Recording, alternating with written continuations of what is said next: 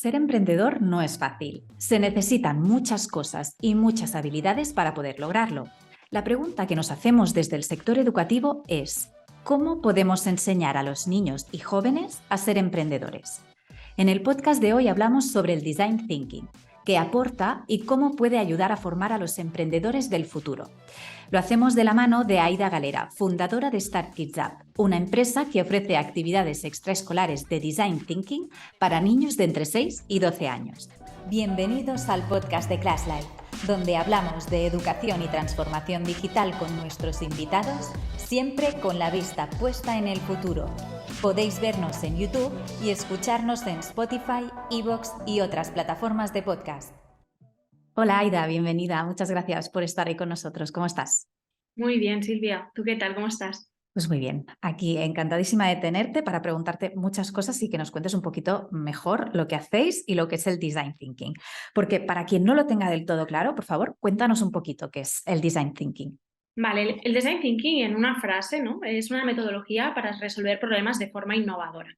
En España, en el mundo corporativo, se ha puesto muy de moda esta metodología. Ahora, pues startups, incluso instituciones públicas, empresas privadas, la están aplicando al final para acercarse más a las personas para las que quieren lanzar nuevas innovaciones, ¿no? Pero es una metodología que realmente se popularizó en Estados Unidos, ¿vale? Cuando Tim Brown, que en 2008 era un profesor de la Universidad de Stanford, pues empezó a hacerla popular y a utilizarla tanto en el ámbito educativo como en el ámbito empresa. Y allí, de hecho, hay en la Universidad de Stanford hay una parte, ¿no?, que se llama la Universidad de Diseño, que es la D-School, y está muy extendida en el mundo educativo para trabajar tres patas, que es el emprendimiento, la innovación y el impacto social. Claro, porque es eso, yo lo había escuchado mucho, ¿no? En empresa y a lo mejor en educación pues no es tan habitual. ¿Y por qué crees que es importante aprenderlo desde pequeños esto? Pues mira, yo te diría, ¿no?, que cuando yo hice un máster hace unos años en educación, me di cuenta que la ley educativa española recoge la iniciativa y el espíritu emprendedor como una de las 8 competencias básicas que un estudiante debe tener cuando termina la educación obligatoria. Pero realmente no hay ninguna asignatura curricular obligatoria ni en primaria ni en secundaria de emprendimiento. Esa es la realidad. Así que en algunos colegios la adoptan como optativa. Entonces, al ver esto, ¿no?, creo que consideré que era muy importante trabajarlo de alguna manera. En nuestro caso lo proponemos como actividad extraescolar, porque sí que cada vez hay más propuestas para trabajar el STEAM, la robótica. Y eso está muy bien a nivel de contenido, pero faltan propuestas para trabajar a nivel de habilidades. Y entonces el Design Thinking es una propuesta fantástica para esto. Claro, hablas de las habilidades. ¿Qué tipo de habilidades puede ayudar a desarrollar esta metodología en los más pequeños, que en este momento estamos hablando? Por un lado, habilidades y también gestión de emociones, ¿no? Por ejemplo, la autoestima, porque para proponer una solución innovadora tienes que creer mucho en lo que haces, tienes que ser resiliente porque en el proceso de innovar viene inherente el fracaso, ¿no? El fracaso es parte de la innovación, entonces tienes que ser resiliente, tienes que ser humilde, ¿no? Tener capacidad de organización, de trabajar en equipo, porque la innovación nunca se da de forma individual, siempre se trabaja en equipo. Ser creativo, comunicar de forma afectiva. Entonces, bueno, tiene al final muchas habilidades, ¿no? Es una propuesta muy transversal. Habilidades de las que llamamos blandas, ¿no? Soft skills, que ahora cada vez, pues poquito a poco se les va dando más importancia. Como decías, tú viste como esta falta de design thinking en el currículo educativo y te propusiste crear Start Kids Up. Cuéntanos un poco lo que hacéis y cómo nace el proyecto. Vale, pues mira, Star Kids Up nace hace justo un año. Yo, como te decía, vengo del mundo corporativo, trabajé en Deloitte y en Estrella Damm y allí cada vez veía pues más profesionales y más startups aplicando esta metodología.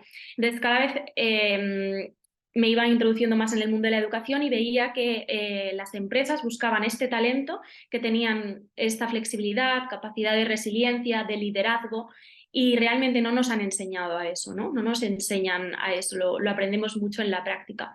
Paralelizaba este trabajo también con clases en la universidad y entonces, como te decía, hice un máster en innovación educativa y ahí es donde descubrí muchos casos, en Estados Unidos sobre todo, donde aplicaban esta metodología para trabajar todas estas habilidades el liderazgo, el emprendimiento y el impacto, ¿no? En la sociedad, que también es algo que creo que cada vez va a estar más presente en los entornos en los que estamos, ¿no? Cada vez se nos pide más que lo que hagamos no solo genere un beneficio económico, sino un impacto positivo en la sociedad.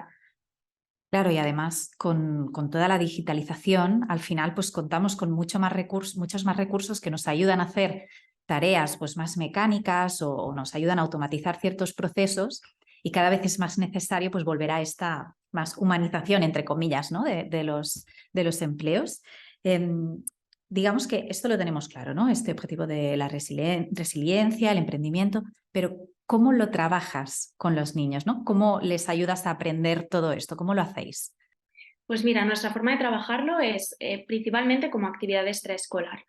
¿Vale? Entonces, evidentemente, en las extraescolares también lo que buscan tanto los niños como las familias es la diversión. Por eso lo aplicamos mucho al juego. Entonces, trabajamos en nuestro currículum parte de juegos basados en habilidades. Por ejemplo, hacemos un Scupoli, ¿no? Que le llamamos, para trabajar la educación financiera. Hacen también trabajos tenemos un juego que nos va muy bien, que es el de compradores y vendedores, ¿no? Para trabajar las habilidades comunicativas y vender pues, objetos, ¿no? Pequeñitos. Entonces, trabajamos por un lado las habilidades y una vez ya entrenan estas habilidades, entonces crean su primera startup, ¿no? Que no deja de ser un proyecto innovador con impacto en el entorno. Y lo hacen jugando, como te comentaba. Y principalmente lo hacemos extraescolar, pero también cada vez más hay colegios que tienen asignaturas de proyectos y entonces nos dicen, oye, venid un trimestre entero a hacer como esta actividad, ¿no? Y la trabajaremos en la asignatura de proyectos. Esto también está pasando. Claro, es que esta era mi siguiente pregunta, ¿no? Porque al final es algo, como dices, pues muy interesante y cada vez más importante y que lo piden más y claro, no lo hacen los centros, no lo incluyen en su currículo educativo. ¿Cómo trabajáis con ellos? ¿Os contactan ellos? ¿Los buscáis? ¿En qué franja de edad trabajáis? Pues mira, un poco ambas cosas, ¿no? Evidentemente sí que empezamos buscándolos nosotros, porque al ser una propuesta innovadora, ¿no? Que muchos ni siquiera se planteaban que existía, es una propuesta que es necesario explicar. También es una propuesta que normalmente, pues, un docente, ¿no? Pues no está capacitado para hacer, que de hecho también hacemos formaciones a profesorado, porque al final para hacer design thinking tienes que ser como una mezcla de innovador, diseñador y emprendedor, ¿no? Entonces, lo mismo, ¿no? Un docente pues no está preparado para hacer o no tiene esta formación para hacer esto, entonces normalmente lo que hacemos es, los contactamos nosotros, sobre todo colegios que ya vemos que tienen una propuesta innovadora, que trabajan metodologías activas, y les hacemos esta propuesta y entonces diseñamos de acuerdo a sus necesidades si quieren trabajar pues temas concretos o con edades concretas. Normalmente lo hacemos en primaria, de 6 a 12. Y entonces trazamos un plan conjunto, hacemos una propuesta personalizada y lo hacemos con ellos. Es decir, que trabajáis, o sea, no tenéis algo establecido, sino que trabajáis con el centro, con el docente, para poder adaptar esos contenidos a las, bueno, a las circunstancias del centro y de la clase, ¿no? Sí, la metodología siempre es la misma porque el design thinking al final tiene 5 pasos, nosotros lo hemos simplificado en 4.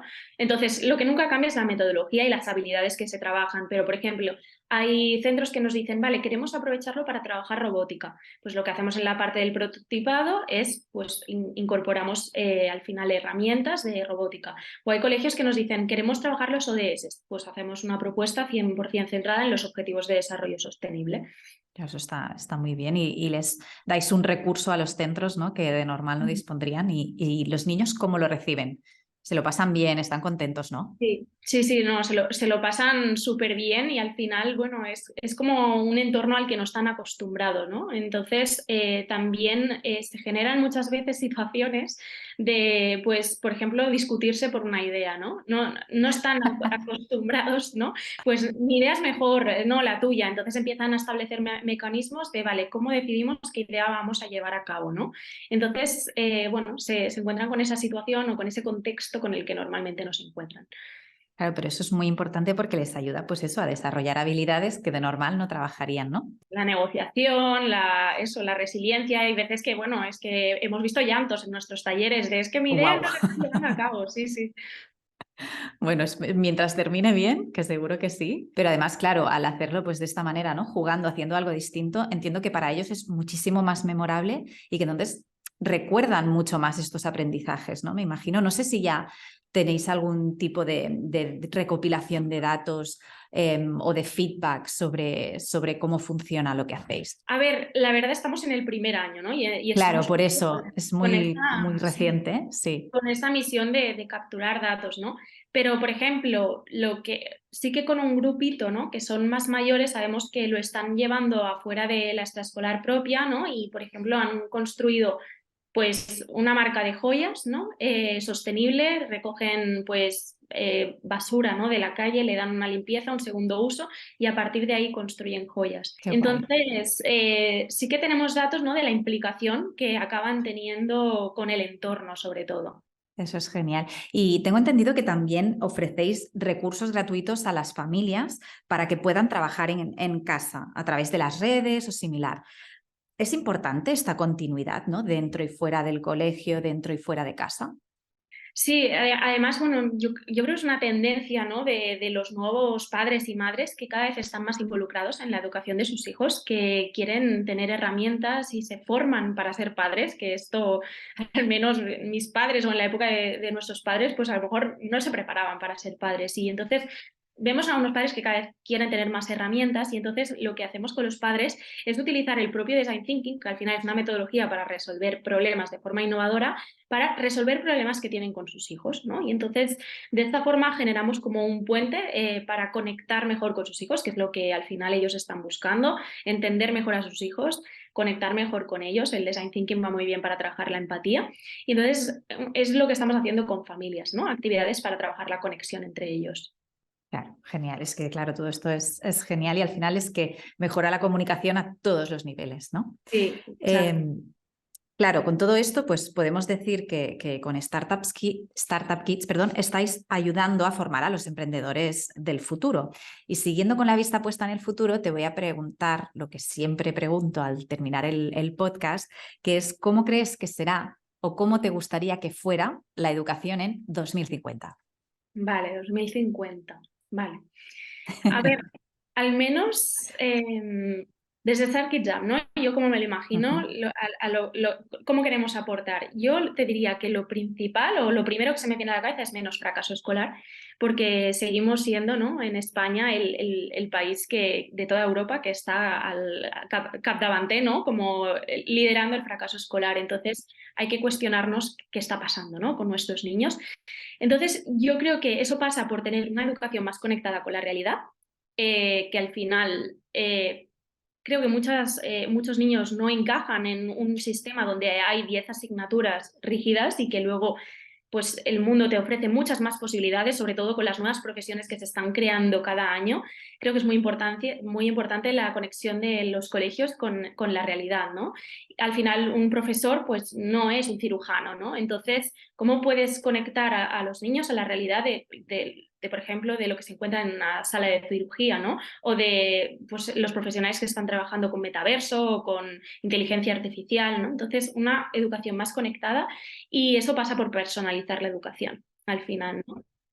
Que es al final darle a cada niño lo que necesita y sobre todo tenemos cada vez más necesidades especiales, más TEAs, entonces personalizarlo para que sobre todo nadie quede fuera. Nadie quede fuera. Así es como me imagino yo la educación en 2050.